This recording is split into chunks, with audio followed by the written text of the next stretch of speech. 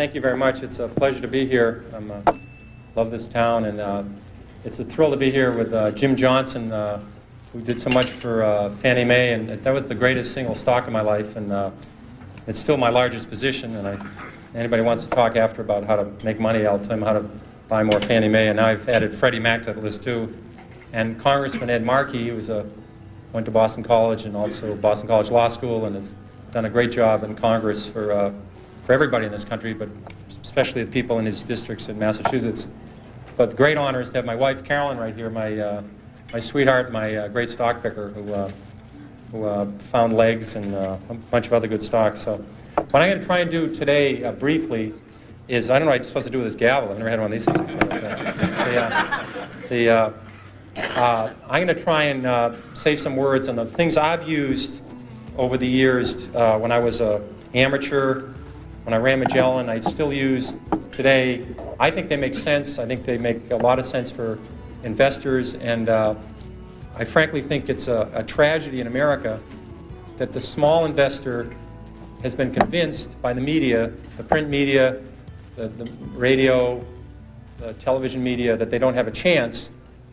The big institutions with all their computers and all their degrees and all their money have all the edges, and it just isn't true at all. And when they're convinced, when this happens, when this occurs, people act accordingly.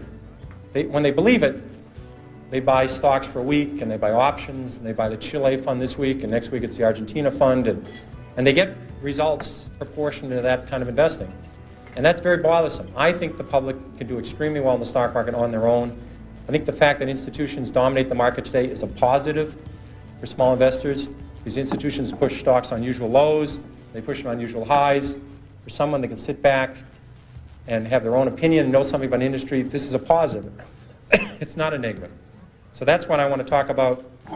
And the single most important thing to me in the stock market for anyone is to know what you own. I'm amazed how many people own stocks. They would not be able to tell you why they own it. They couldn't say in a minute or less why they own it. Actually, if you really press them down, they'd say, the reason I own this is the sucker's going up. I mean, that's the only reason. That's the only reason they own it. And if you can't explain, I'm serious, you can't explain to a 10-year-old in 2 minutes or less why you own a stock, you shouldn't own it. And that's true, I think, about 80% of people that own stocks. And this is the kind of stock people like to own. This is the kind of company people adore owning. This is a relatively simple company. They make a very narrow, easy to understand product. They make a 1 megabit SRAM, CMOS, bipolar risk, floating point, data I/O array processor with an optimizing compiler, a 16 dual port memory, a double diffused metal oxide semiconductor monolithic logic chip with a plasma matrix vacuum fluorescent display. It has a 16-bit dual memory.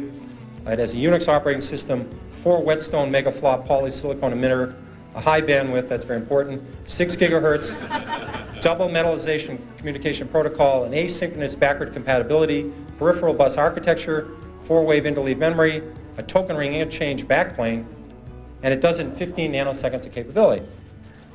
Now, if you own a piece of crap like that, you will never make money. Never. Somebody will come along with more whetstones or less whetstones or a bigger megaflop or a smaller megaflop. You won't have the foggiest idea what's happened. And people buy this junk all the time. I made money in Dunkin' Donuts. I can understand it. When there was recessions, I didn't have to worry about what was happening. I could go there and people were still there. I didn't have to worry about low-priced Korean imports. I mean, I just didn't have, I can understand it. And you laugh, I made 10 or 15 times my money in Dunkin' Donuts. Those are the kind of stocks I can understand. If you don't understand it, it doesn't work. This is the single biggest principle. And it bothers me that people are very careful with their money. The public, when they buy a refrigerator, they get a Consumer Reports. They buy a microwave oven, they do that. They ask people what's the best kind of radar range or what kind of car to buy. They do research on apartments. When they go on a trip to Wyoming, they get the mobile travel guide, or California. When they go to Europe, they get the Michelin travel guide. People will hear a tip on a bus on some stock, and they'll put half their life savings in it before sunset, and they wonder why they lose money in the stock market. And when they lose money, they blame it on the institutions and program trading.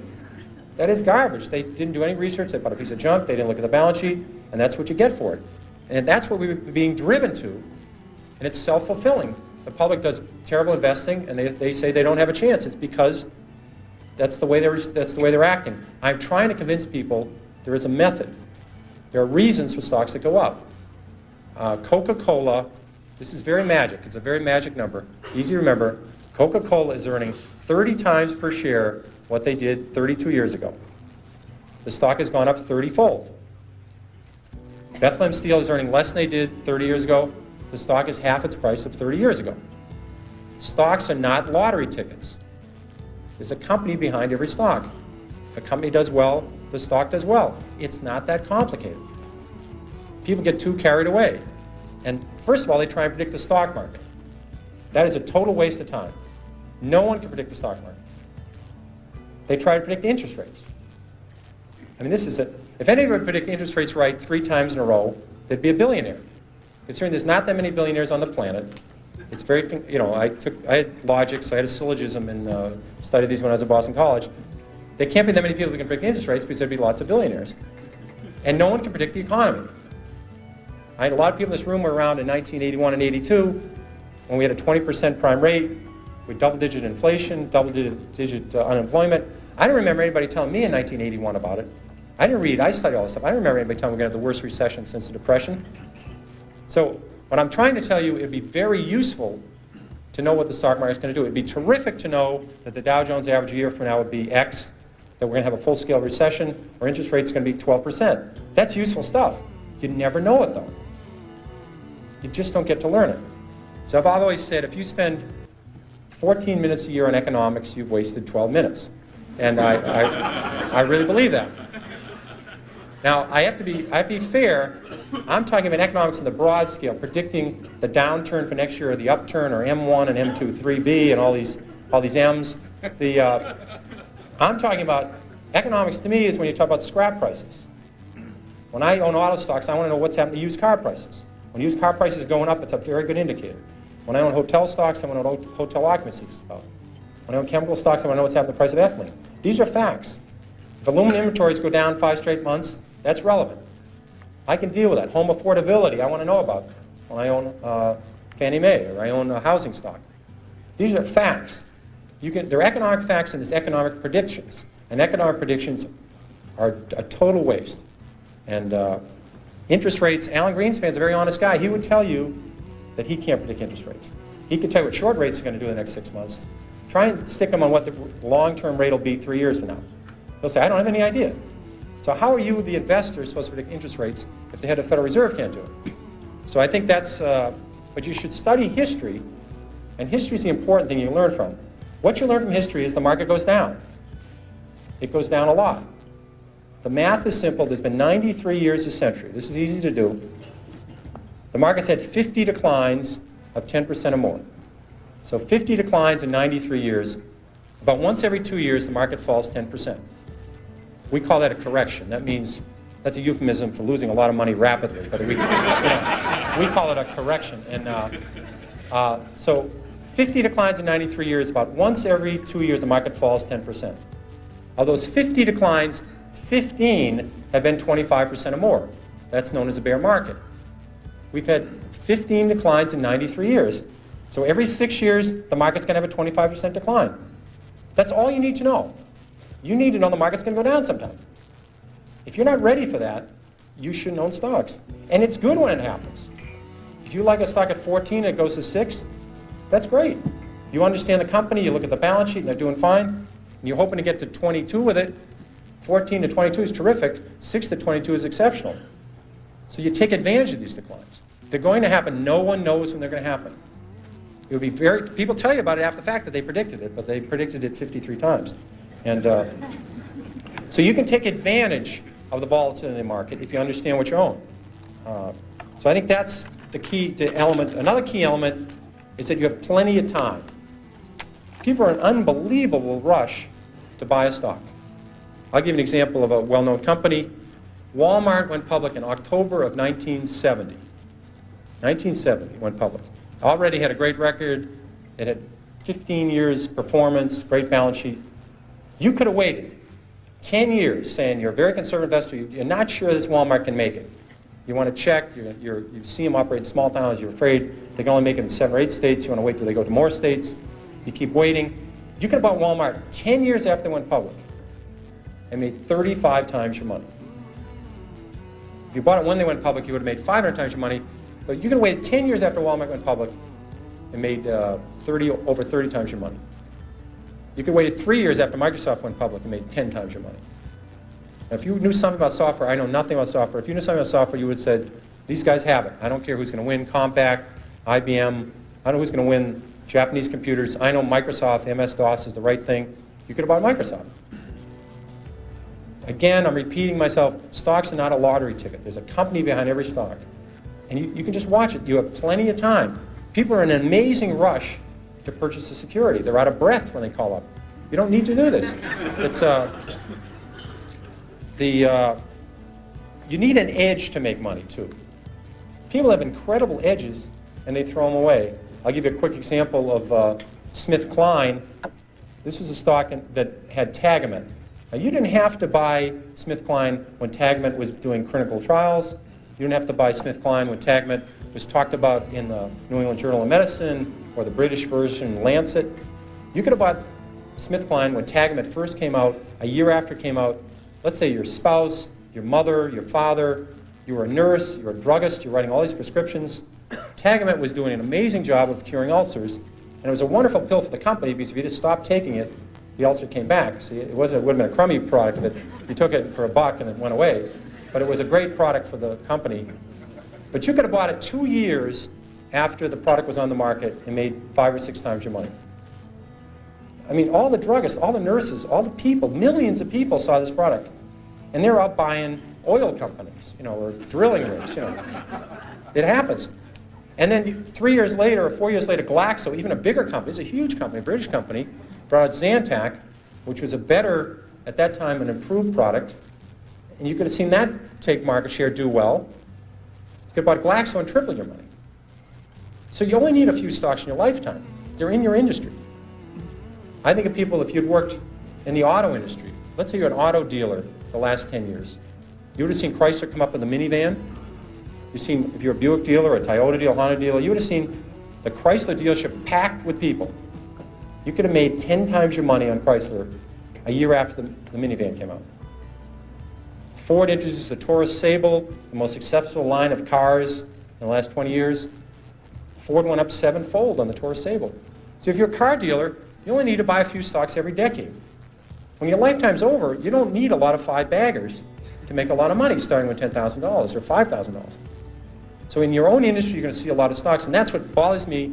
There are good stocks out there looking for you, and people just aren't listening, and they're just not watching it. And they have incredible edges. People have big edges over me. They work in the aluminum industry. I see aluminum industries coming down, inventories coming down 6 straight months. They see demand improving. And in America today, it's hard to get an EPA permit for a bowling alley, never mind an aluminum smelter. So when aluminum gets tight, you just can't build 7 aluminum smelters.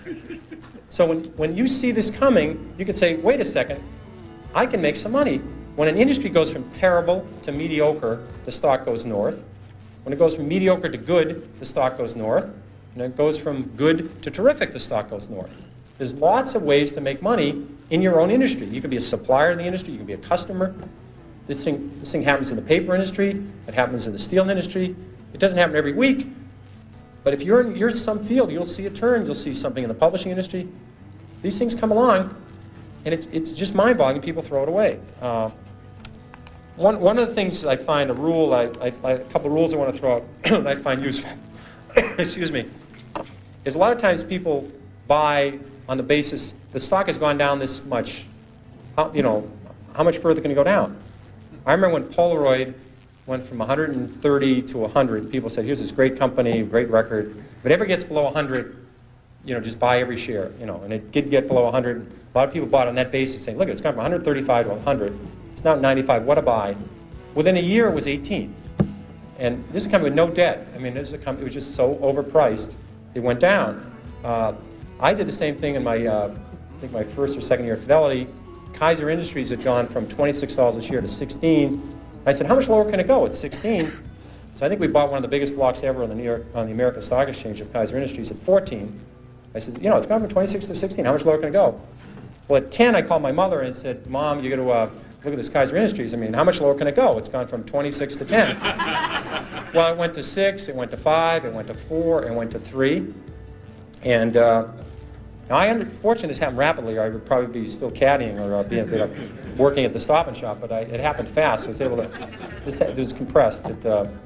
And at 3, I figured out, you know, there's something very wrong here because Kaiser Industries owns 40% of Kaiser Steel, they own 40% of Kaiser Aluminum, they own 32% of Kaiser Cement, they own Kaiser Broadcasting, they own Kaiser Sand and Gravel, Kaiser Engineers, they own Jeep, they own business after business, and they had no debt. Now, I learned this very early. This might be a breakthrough for some people. It's very hard to go bankrupt if you don't have any debt. It's tricky. Some people can approach that. It's a real achievement. But they had no debt, and the whole company at 3 was selling at about $75 million. At that point, it was equal to buying one Boeing 747. I said, there's something wrong with this company selling for $75 million. I was a little premature at 16, but I said, everything's fine, and eventually this will work out. And what they did is they gave away all their shares to their shareholders. They passed out shares in Kaiser Cement, they passed out shares in Kaiser Aluminum, they passed out their public shares in Kaiser Steel, they sold all the other businesses, and you get about $50 a share. But if you didn't understand the company, if you're just buying on the fact the stock had gone from 26 to 16, and then it got to 10, what would you do when it went to 9? What would you do when it went to 8? What would you do when it went to 7? This is the problem that people have, is they sell stocks because they didn't know why they bought it, then it went down, and they don't know what to do now. Do you flip a coin? Do you walk around the block? You know, what do you do? Psychiatrists haven't worked so far. I've never seen them running in. The Psychological Psychiatry Fund, I've never seen listed for with the SEC to make it through as a mutual fund. So they haven't seemed to help. I've tried prayer. That hasn't worked. So if you don't understand the company, you have this problem when they go down. Eventually, they always come back. This one doesn't work either. People think RCA just about got back to its 1929 high when General Electric took it over. A lot of double knits never came back. Remember those beauties? Floppy disks, Western Union. The list goes on and on. People saying it'll come back. Well, it doesn't have to come back. Here's another one you hear all the time. It's $3. How much can I lose? I've had people call me up saying, I'm thinking of buying this stock at 3. How much can I lose? Well, again, you may need a piece of paper for this, but if you put if you put $20,000 in a stock at 50, or your neighbor put $20,000 at 50 into the stock, and you put $20,000 in at 3, and it goes to 0, you lose exactly the same amount of money, everything. And people say it's 3. How much can I lose? Well, if you put $1 million on it, you can lose $1 million. Just the fact that stock, this may be a reason to research a stock. The fact that stock is 3 down from 100 doesn't mean you should buy it. And in fact, short sellers, people that really make money in stocks, they don't short Walmart, they don't short Home Depot, they don't short the great companies, Johnson & Johnson. They short stocks down from 80 to 7. They'd like to short it at 16 or 22, but they figured out at 7 that this company is going to go to 0. They just haven't blown taps on this thing yet. It's going to 0. And they're selling it short at 7, they're selling it short at 6, at 5, at 4, at 3, at 2, at 1 1/4. And you know to sell something short, you need a buyer. Somebody has to buy the damn thing. And you wonder, who's buying this thing? It's these people saying it's 3. How much lower can it go? You know, now, here's a subject that you probably all talked about. Getting close. Getting close. All right, we'll drop that one out. It's getting very close, so everybody has to go somewhere. So the important thing is you can't get too attached to a stock. You have to understand there's a company behind it. You can't treat this like your grandchildren. No, you have to deal with the stock and say, I understand the company, and if it deteriorates, if the fundamentals slip, you have to say goodbye to it. If one rule you want to remember is the stock does not know you own it. This is a breakthrough. So don't get, you have to understand it and say they're doing well, and as long as they keep doing well, my best stocks have been my 5th, 6th, 7th year I own them, not my 5th, 6th, 7th day. So you have to understand that and stay with it. And then I'll switch through to my long shots. Avoid long shots. I bought about 30 long shots in my life. I've never broken even on one. The ones that are really bad are what we call whisper stocks. And if Arthur Levitt was here, he'd appreciate these stories. But these are the Sometimes somebody calls you up and say, "Hi, Peter, how's Carolyn, how are the kids? And I'd like to talk to you about International Blivet." And what they have in this company is very good about the earnings. Earnings going to be very, they're going to be big, small. This $3, $1 a share. And they keep whispering. They say, "What are you talking about? I don't understand it." And these are, now either they're so surrounded by people they're going to run out and buy this stock because it's so exciting, or they think the SEC's listening in. They'll get a shorter term. They'll get 6 months in the camp rather than 2 years in the camp. But whisper stocks don't work. And then I want to conclude with there's always something to worry about. If you own stocks, there's always something to worry about. You can't get away from it. What happens in the 50s, people were worried about the only reason we got out of the Depression was World War II. We got another recession. In the early 50s, they said we're going to go right back into a depression. People were worried about a depression in the 50s, and they were worried about nuclear war. I mean, back then, the little warheads they had then, they couldn't blow up McLean, West Virginia, or McLean, Virginia, or Charlestown. Now, all these countries that end in STAN, there's 9 of these STAN countries that have come out of Russia. They all have enough warheads to blow the world up, and no one worries about it. When I was a kid, people were building fallout shelters, and we used to have this civil defense drill. Remember this one in high school? You get under your desk. I never thought even then that was a particularly good thing to do. They'd blow us, somebody put on a hat, and we'd all get under our desk. But in the 50s, people wouldn't buy stocks, except for the 80s. The 50s was the best decade, the century of the stock market. And people wouldn't buy stocks in the 50s because they're worried about nuclear war and they're worried about depression. Then people, remember when oil went from 4 to 40, and it was going to go to 100, and we're going to have a depression. Remember that one? Well, about 3 years later, the same experts, now higher paid, oil's now at 10, and they said it was going to go to 4, and we're going to have a depression. And then the Japanese, remember how the Japanese were going to own the world? Remember that one? And that we're going to have a depression? And then about 2 years later, we're all worried about Japan collapsing. And this is the most absurd thing I've ever heard. There's a company with a 20% savings rate, incredible workforce, incredible productivity, and people are saying we're going to have a depression because Japan's going to collapse. And they had, on their prayer list, they loaded Mother Teresa and crippled children, and they were praying for Japan at night. It's unbelievable. I mean, the LDC debt. Remember the LDC debt? Remember that one? All these countries, all Chase had lent their net worth to Brazil, Chile, Peru, and all these other countries, and so and all the other countries. And LD said they were not going to pay it back, and we're going to have a depression. It always ends in we're going to have a depression, or the Great Depression. We're going to have the Great Depression. I never could quite understand that adjective in front of depression, but the Great Depression, or the big one. The big one's coming. But all these countries, and now I understand. These are called then they were called less developed countries. Now we used to call them underdeveloped countries. Those are all wrong terms. Those are not politically correct. You have to call these emerging countries. You can't use less developed or underdeveloped because that's. In fact, the other day I heard the politically correct term for somebody that's overweight is laterally challenged. That's so there's always something to worry about, and the key organ in your body in the stock market is your stomach. It's not the brain. If you can add 8 and 8 and get reasonably close to 16, that's the only level of math you need to know. You don't know to need the area under the curve. Remember that quadratic equation and an integral calculus and the area under the curve? I mean, whoever cared what was under the damn curve? I mean, but you had to study this. You don't need this in the stock market. So all you have to know is you're going to see, it's always going to be scary. There's going to be always something to worry about. And you just have to forget all about it. Cut it all out and own good companies or own turnarounds. Study them and you'll do well. And that's all there is. And I'm ready for questions. Okay, thank you very much.